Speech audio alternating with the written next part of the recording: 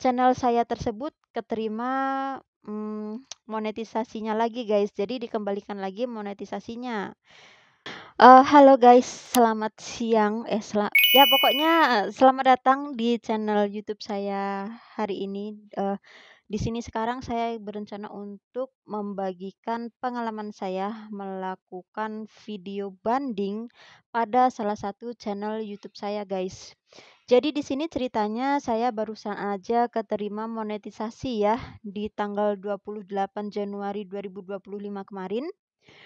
Tapi 3 hari kemudian, tepatnya di tanggal 31 Januari 2025, saat itu channel saya tersebut terkena dismonetisasi channel.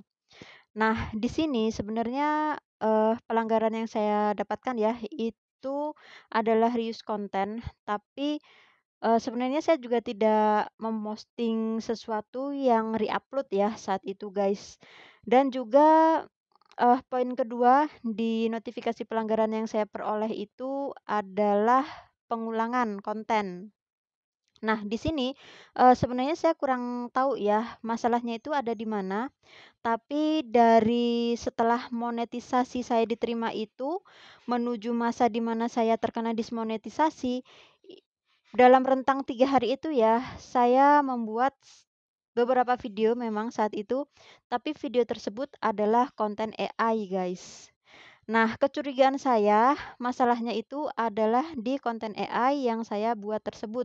Kenapa? Karena pada saat saya mengajukan monetisasi dan saya lolos monetisasi, berarti kan video yang saya buat tersebut tidak memiliki pelanggaran kan. Sehingga pada saat saya melakukan pengajuan untuk monetisasi, monetisasi channel saya itu di-approve, guys. Oleh karena itu, saya tidak berpikiran kalau masalahnya itu ada di channel-channel saya sebelum saya melakukan pengajuan monetisasi. Jadi masalahnya itu ada pada video setelah saya melakukan setelah saya menerima monetisasi channel, guys. Nah, jadi mungkin di antara teman-teman di sini kalau tiba-tiba ada yang kontennya itu channelnya itu kena dismonet, coba deh kalian cek lagi di video-video kalian ya, konten-konten kalian yang kalian buat dan kalian upload setelah kalian keterima monetisasi. Nah, di sini apa hal yang saya lakukan untuk mengajukan banding dan sebelum saya mengajukan banding, ketika kita mengalami dismonetisasi channel, kita akan mendapatkan, kesempatan ya, yaitu melakukan banding atau memperbaiki channel kita. Nah, di sini saya putuskanlah untuk mengajukan banding, guys. Sebenarnya untuk mengajukan banding ini juga saya sudah sering banget ya ketolak banding, sebenarnya agak-agak trauma sih, karena salah satu channel saya yang lain, yaitu channel musik saya, itu selalu aja ketolak banding, guys. Dan di situ sebenarnya saya udah agak-agak takut sih mengajukan banding karena, takutnya saya itu kayak sia-sia lagi gitu loh mengajukan banding. Hingga akhirnya saya coba research pada salah satu, konten kreator ya di channelnya itu ada tutorial tips and trick sih sebenarnya, bukan tutorial, tapi tips and trick bagaimana cara membuat video banding dan akhirnya cobalah saya untuk mengikuti tips yang saya temukan di dalam video tersebut, guys. Dan dalam video saya kali ini saya akan coba juga ya untuk sharing pengalaman saya bagaimana caranya saya bisa membuat video banding hingga akhirnya channel saya tersebut keterima, monetisasinya lagi, guys. Jadi dikembalikan lagi monetisasinya. Nah, di sini, saya bagi menjadi 3 section ya. Jadi section pertama itu adalah section intro, di mana dalam section intro tersebut, saya memperkenalkan diri saya sebagai pemilik dari channel saya yang terdismonet tersebut. Lalu setelah saya perkenalkan diri, di situ saya beri waktu jeda sekitar 30 detik di mana saya bisa menampilkan URL dari channel saya. Lalu juga di situ disampaikan juga ya, eee, pelanggaran yang saya peroleh itu saya screenshot dan juga saya tampilkan, guys, pada bagian section 1 itu ya. Dan section 1 di sini, Waktunya itu saya buat kemarin 1 menit, kurang dari 1 menit nggak apa-apa, lebih dari 1 menit itu, saya usahakan kurang ya, pokoknya saya usahakan jangan lebih. Nah, lalu ketika section 1 itu sudah selesai, masuklah saya ke section 2, guys, di mana section 2 ini adalah proses bagaimana cara saya mengambil video tersebut dan kalian tahu saya coba dong ya buat nge-record sebagaimana isi konten di dalam video saya ya.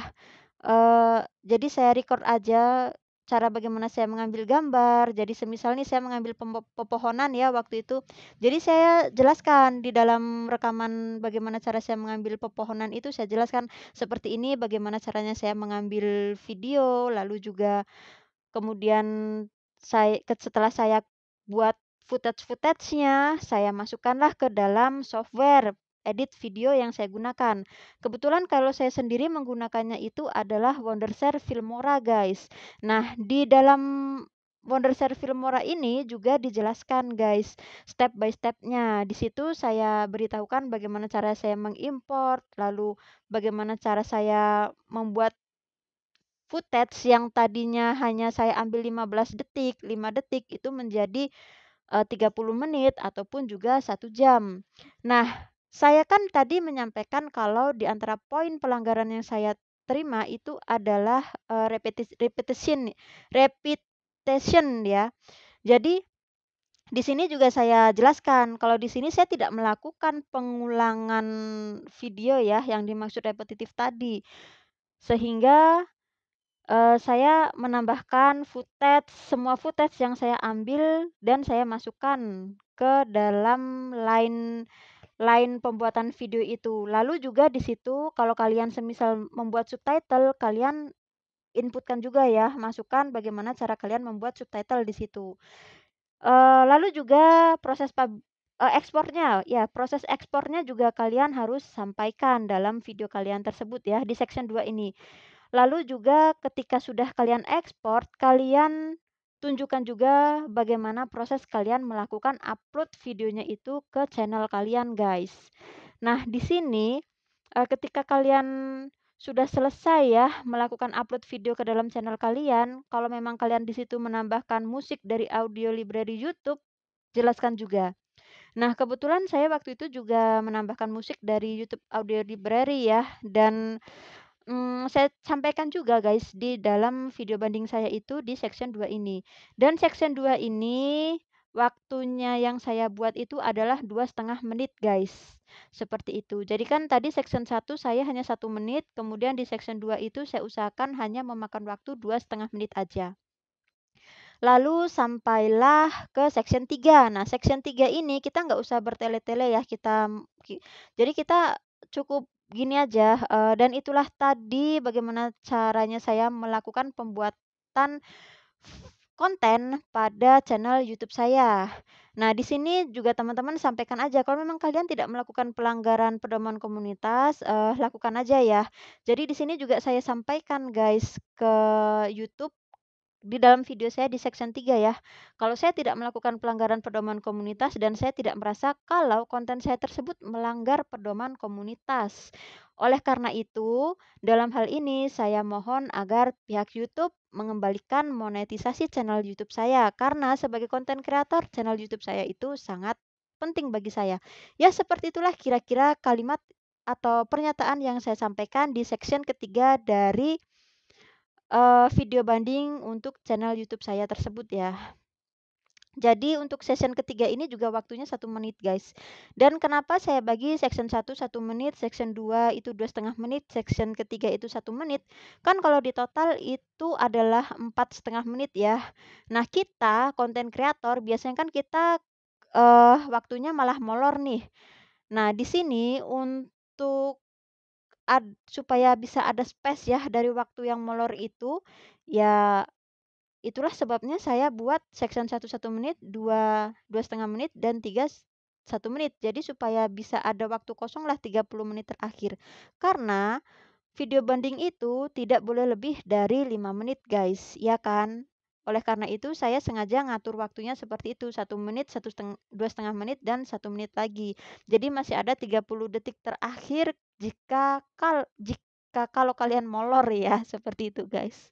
Oke, apalagi ya? Oh iya, hal utama yang perlu kalian ketahui ketika membuat video banding itu, kalian catat dulu buat narasinya guys. Narasi apa yang akan kalian sampaikan di dalam video banding kalian tersebut. Di sini saya sudah sampaikan ya, kalau saya sendiri membagi ke dalam 3 section. Section satu itu intro, section kedua itu adalah bagaimana proses pembuatan videonya, dan ketiga itu adalah penutupnya. Nah, semua ini saya buat dulu narasinya, guys. Nah, narasi ini terserah ya. Pada akhirnya kalian mau tempel di depan layar atau mungkin kalian mau hafalkan, silahkan. Tapi saya sendiri pada akhirnya saya hafalkan ya, karena saya mengambil video itu berulang-ulang kali sampai akhirnya di luar kepala. Dan di sini juga hal yang paling penting itu adalah kalian harus membuat teks bahasa Inggris dari narasi yang sudah kalian buat tersebut. Kalau video banding kalian itu dalam bahasa Indonesia seperti saya, di situ kalian bisa menambahkan subtitle dalam 2 bahasa, yaitu bahasa Indonesia dan juga bahasa Inggris, guys. Oke.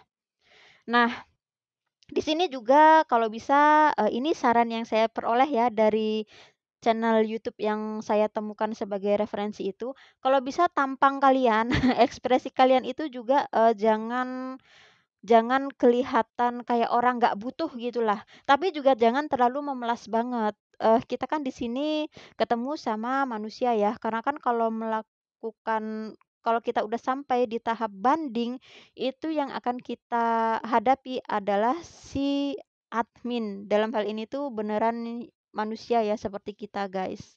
Jadi bukan sistem seperti pada saat kita melakukan pengajuan monetisasi YouTube itu kan udah pasti ya kalau kita berhasil memenuhi syarat, otomatis terdeteksi sistem dan kita ajukan kalau konten kita itu semuanya murni original.